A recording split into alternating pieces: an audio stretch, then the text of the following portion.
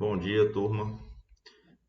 Na aula de hoje, a gente vai aprender aí a verificar se um determinado elemento está fazendo parte da lista, aprender a ordenar a lista e copiar listas e sublistas para dentro de arquivos, além de fazer atribuições também, certo? Então, cada uma dessas funções, desses métodos prontos que tem no Python, ele tem algumas características específicas que você tem que se atentar para saber utilizar da melhor forma a função, né, o método que você quer utilizar. Então dá para você fazer muita coisa diferente, dá para você fazer várias verificações, enfim, dá para usar de diversas formas, né? Então muita gente usa apenas não conhece direito a função e acaba não explorando tudo que ela tem ali disponível para utilizar. Então, primeiro, estou naquele mesmo arquivo, coloquei já no Classroom aí para vocês, o link novamente, para quem não sabia mais onde estava o link. Então, aquele mesmo arquivo que eu já tinha compartilhado, que vocês podem copiar o código. E eu até peço que vocês depois copiem esse código, façam vocês mesmos, para ir praticando, para vocês irem fixando o conteúdo na cabeça, certo? Não tem como aprender se você não praticar. Então, aqui é a nossa lista, né? Alunos. Essa lista eu já tinha criado ela lá em cima anteriormente. Então, eu só estou reutilizando ela para não ter que fazer tudo de novo, certo? Então, ela fica gravada na memória. Basta que eu coloque para executar novamente a linha de comando onde eu tinha inserido essa lista de alunos. Então, eu inseri ela aqui em cima. Está aqui. Alunos João, Maria, Antônio e Francisca. Eu criei essa lista, né? Então, para usar ela lá embaixo, eu preciso, quando eu reabrir o Google Colab, eu preciso vir aqui em cima e executar ela novamente, porque senão vai dar erro, certo? Porque ela não vai estar salvo na memória. Então, executo lá em cima e aí eu consigo utilizar ela aqui embaixo. Então, aqui eu só imprimi para a gente verificar os elementos que estão dentro dela, certo? E a primeira coisa que a gente faz aqui é verificar se um determinado elemento está na lista alunos, certo? A lista que a gente tinha criado anteriormente. Então, como que eu verifico se um determinado valor faz parte dessa lista? Basta eu usar a função in, certo? Então, Pedro in alunos, ele vai verificar se Pedro está dentro dessa lista alunos, certo? Então, bem simples, se você quer verificar se um determinado valor está dentro de uma lista, basta utilizar o comando in, certo? Isso vale para string, vale para caractere, vale também para números inteiros, ponto flutuante, enfim, para qualquer coisa que sua lista seja composta. Se eu quero verificar se um determinado valor não está na lista, aí eu vou usar o comando not in, certo? Então aqui ele retornou, essa função in not in, ela vai retornar true ou false. Então é uma função booleana, né? Ela vai retornar verdadeiro ou falso. Então aqui nesse caso, como o Pedro não está nessa nossa lista aqui, ele retornou para mim false, certo? Aqui eu utilizei o comando not in. Pedro não está na lista alunos, então é verdade. Então ele retorna true. Pedro realmente não está aqui na nossa lista alunos, certo? Então bem simples essa primeira função. E aí a gente pode escrever um códigozinho um pouquinho mais elaborado, né? Então print, insira um nome recebe input, a entrada do usuário, né, que a gente já estudou nas aulas anteriores, que vai receber uma sequência de caracteres. Se o nome está na lista alunos, então ele vai imprimir o nome, vai colocar o nome que você digitou, está nessa turma. Se não, ele vai imprimir o nome que você digitou, está em uma turma diferente, certo? Então aqui quando a gente executa, ele vai pedir para eu colocar um nome. Então vamos primeiro colocar um nome que está na nossa lista. Eu vou colocar aqui Maria. E aí ele vai botar o aluno Maria está nessa turma. O aluno, a aluna, né? A gente pode melhorar o texto. E aí se eu colocar aqui Tiago, ele vai botar para mim o aluno Tiago está em uma turma diferente, porque ele não encontrou naquela lista, certo? Então, bem simples aí a maneira de utilizar a função in e not in. Fazer atribuições múltiplas, né? Então, aqui continuando. Como que a gente trabalha com atribuição múltipla utilizando listas? Você pode pegar uma lista de elementos, certo? Verificar lá a quantidade de elementos que tem dessa lista e atribuir de maneira direta cada elemento dessa lista para uma variável específica. Então, aqui, o que é que a gente está fazendo? Eu criei uma lista chamada descrição, certo? Dentro de descrição, eu tenho nome, idade, altura e peso, certo? E aí, aqui embaixo, o que eu estou fazendo é pegando os atributos, as características da minha lista de descrição, os elementos de minha lista de descrição, e atribuindo cada um a uma variável específica, certo? Então, aqui eu estou colocando Julian dentro de nome, idade. Então, recebendo aqui o 32, altura 1,76 e o peso 87. Então, ele vai pegar cada elemento da lista e já vai atribuir diretamente para essa variável que você criou. Então, você vai colocar na ordem que você quer, certo? Então, a ordem que ele vai receber os elementos é a mesma ordem que está na lista, ok? Então, aqui eu coloquei para imprimir o nome, né? E aí ele vai colocar Julian. Então, se eu colocar aqui peso, ele vai pegar a minha variávelzinha peso, que recebeu o valor da nossa lista, que é 87, e vai imprimir para mim, certo? Então, bem simples também, é uma forma de você fazer a atribuição direta dos elementos de uma lista para variáveis. Então, você consegue pegar todos os elementos de uma lista específica e jogar tudo já dentro de cada um da sua variávelzinha, sem ter trabalho ali de divisão, sem ter nenhum problema específico aí que dificulte o trabalho.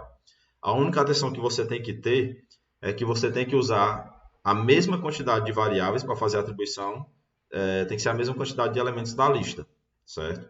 Então, aqui a gente tem, em descrição, a gente tem 4 elementos, né? Nome, idade, altura e peso, certo? Então, quando eu vou fazer a atribuição, eu preciso colocar a mesma quantidade de elementos. No caso aqui, né? A gente tem 4 variáveis, nome, idade, altura e peso. Aqui embaixo eu coloquei apenas nome, idade e altura.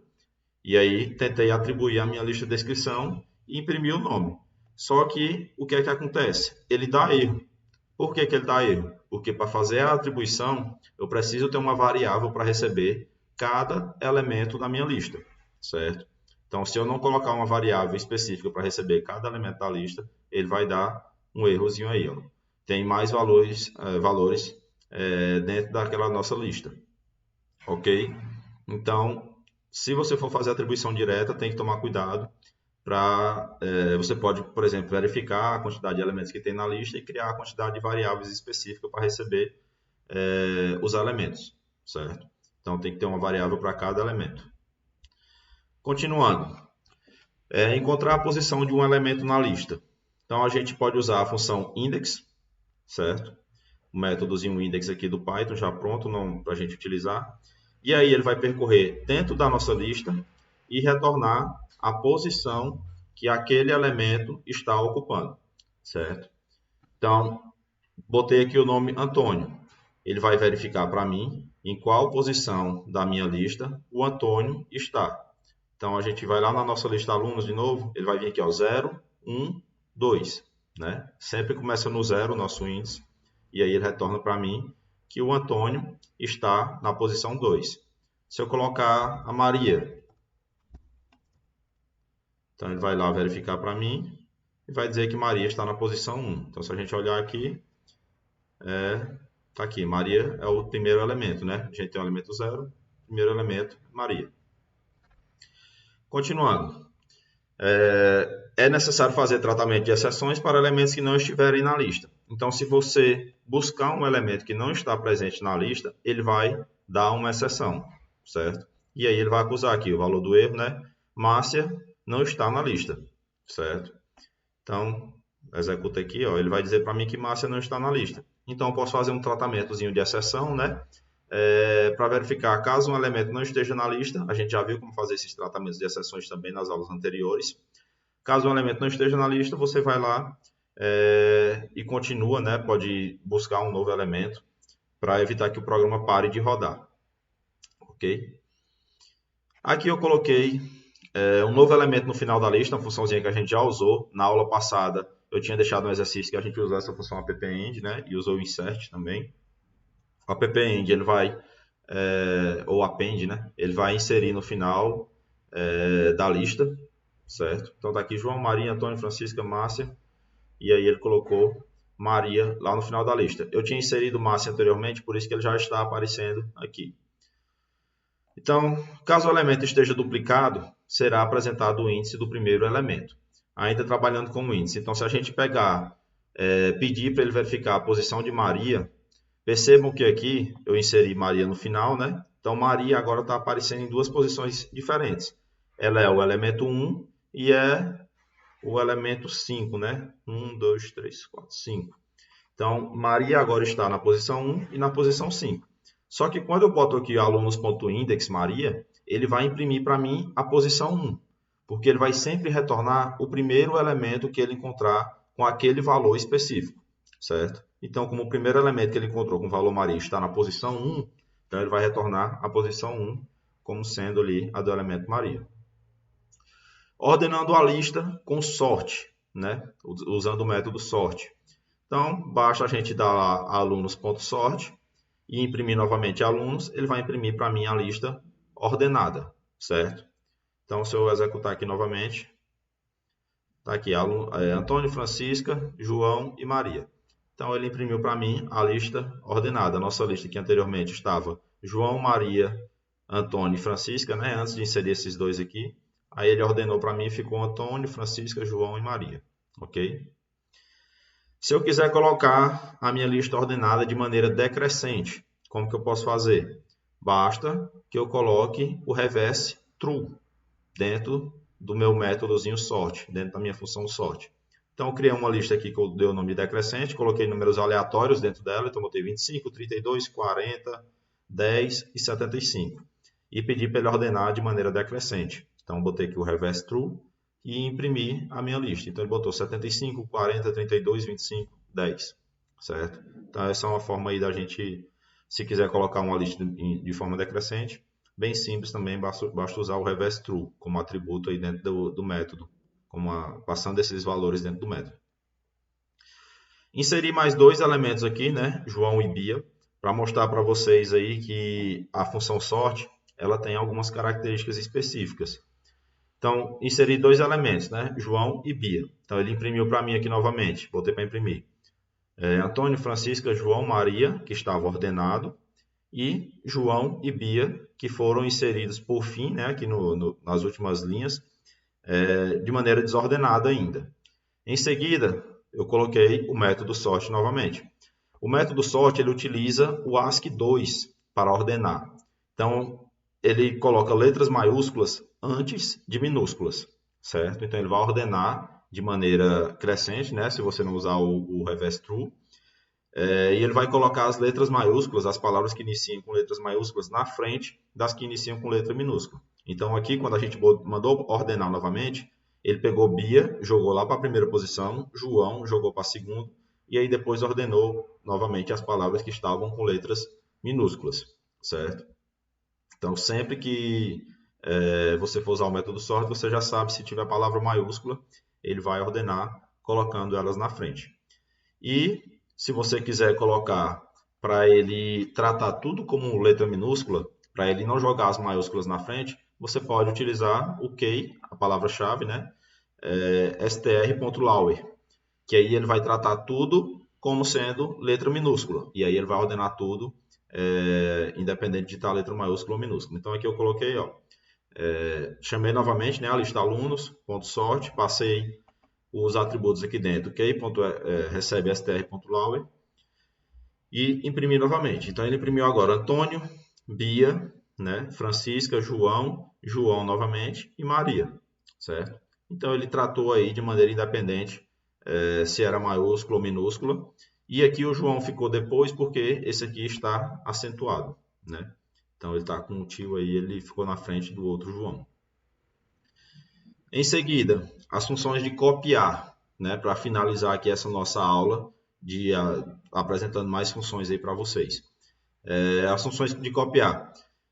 Você pode, lá no início da aula, eu mostrei para vocês como fazer a atribuição direta, né? Como a gente pegar os valores de uma lista e atribuir de maneira direta para variáveis. Então, a gente já sabe que a gente precisa de uma quantidade de variáveis que seja igual ao número de elementos da lista, né?